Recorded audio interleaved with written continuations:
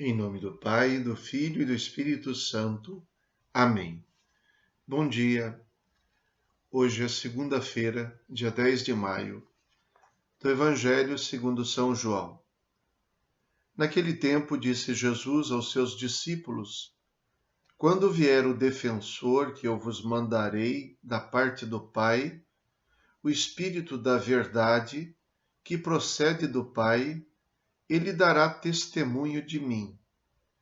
E vós também dareis testemunho, porque estáis comigo desde o começo. Eu vos disse estas coisas para que a vossa fé não seja abalada. Expulsar-vos-ão das sinagogas, e virá a hora em que aquele que vos matar julgará estar prestando culto a Deus. Agirão assim, porque não conheceram o Pai, nem a mim. Eu vos digo isso para que vos lembreis de que eu o disse quando chegar a hora. Palavra da salvação.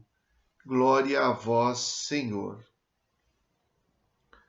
A palavra de Jesus é profética e, ao mesmo tempo, é uma palavra restauradora, profeticamente falando. É uma palavra que deve servir para os momentos difíceis. Eu vos disse isso para que, quando acontecer, vocês se lembrem que eu já o disse. Então, Jesus age profeticamente como se estivesse dando antecipadamente um remédio para os momentos difíceis. Ele diz quais seriam esses momentos difíceis. Expulsar-vos-ão das sinagogas, e virá a hora em que aquele que vos matar julgará estar prestando culto a Deus. Vocês serão perseguidos, marginalizados e até mortos em nome de Deus. Porque algumas pessoas que não conheceram o Pai nem a mim vão julgar que estão prestando um serviço a Deus ao vos perseguir. Isso vale para nós? Certamente. Há muita confusão, há muito conflito e também há muita perseguição também nos nossos dias. E nem sempre as perseguições significam necessariamente ações de gente mal intencionada que nos persegue, que nos maltrata, mas muitas vezes a própria cultura de um mundo que, se não rejeita o nome de Deus nem o nome de Jesus, rejeita certamente o modo de viver de Jesus e a sua proposta de vida. Nós vivemos numa sociedade erotizada, por exemplo, que põe o prazer em primeiro lugar. Os cristãos aprenderam de Jesus a viver uma vida regrada, a viver uma vida onde os prazeres não são fins, onde podem ser até meios, mas não são fins em si mesmos. Nós vivemos num mundo onde o que estimula as forças e o crescimento e o progresso das pessoas é a competição.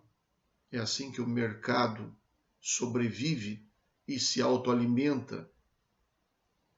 Quem pode mais, chora menos.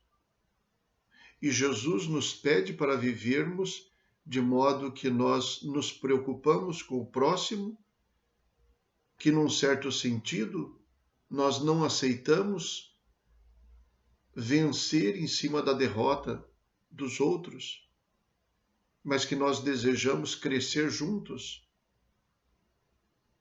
Então, estas propostas de Jesus não são aceitas hoje em dia. E neste nosso mundo, aparentemente, quem se dá bem é quem não vive como cristão. É quem não tem problema com a mentira, com a corrupção, com as estratégias para vencer o próximo, de submeter, com a injustiça, de saber que muito pouca gente no mundo usufrui da maior parte dos recursos, enquanto tantos outros padecem pela falta deles? Então, as pessoas que não vivem dessa maneira e que se opõem a esse modo de viver são rejeitadas, são perseguidas, não estão na moda e nem são colocadas como pessoas a serem imitadas. Então, a palavra de Jesus vale para nós também? Vale. E muitas vezes as pessoas fazem isso, quem exerce todo essa influência na sociedade, muitas vezes pensa que é assim, que o ser humano vive melhor, que as coisas são assim mesmo. Então Jesus está preocupado não em nos tirar e nos proteger e evitar que nós vivamos este confronto. Pelo contrário, ele diz que nós somos suas testemunhas. São estas as ocasiões para a gente se posicionar, para a gente dar testemunho da nossa fé,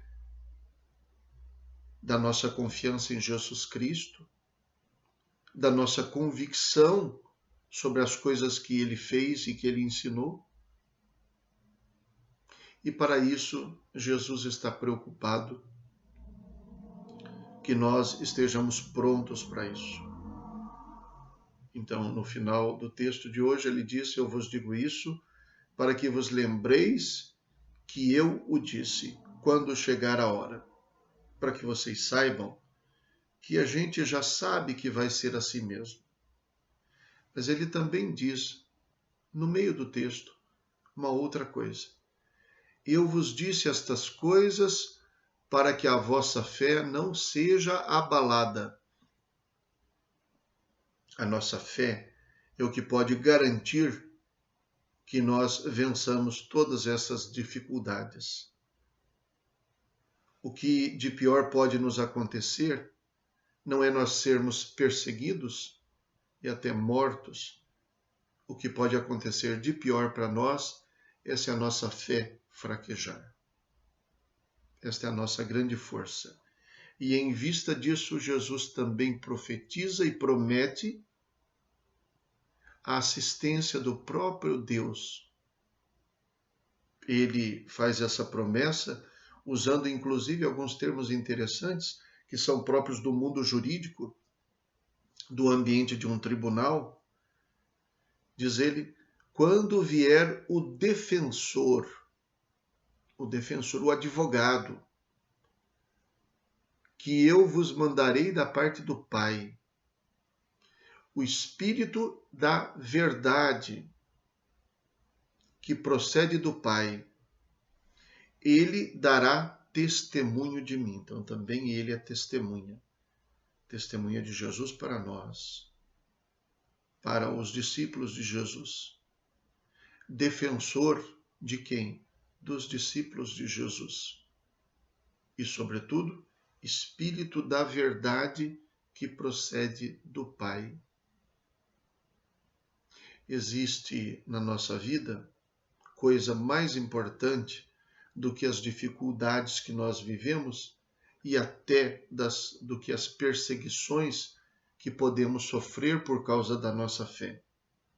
O que existe de pior que a nossa fé fraqueje. Por isso Jesus nos avisa e nos promete que nos envia o Espírito da verdade que procede do Pai, para dar testemunho dele para nós e para nos defender da nossa fraqueza de fé, para que a nossa fé não fraqueje. E assim então, a promessa de Jesus, feita no momento da sua despedida, serve para nós também, nós que vivemos na escuridão da fé, na escuridão por um lado, mas na visão daquilo que nós cremos e daquilo que nós esperamos. Rezemos. Concedei, ó Deus, que vejamos frutificar em toda a nossa vida as graças do mistério pascal que instituístes na vossa misericórdia, por nosso Senhor Jesus Cristo, vosso Filho, na unidade do Espírito Santo. Amém. O Senhor esteja convosco. Ele está no meio de nós. Abençoe-vos Deus Todo-Poderoso, Pai, Filho e Espírito Santo. Amém. Bom dia. Fiquem com Deus.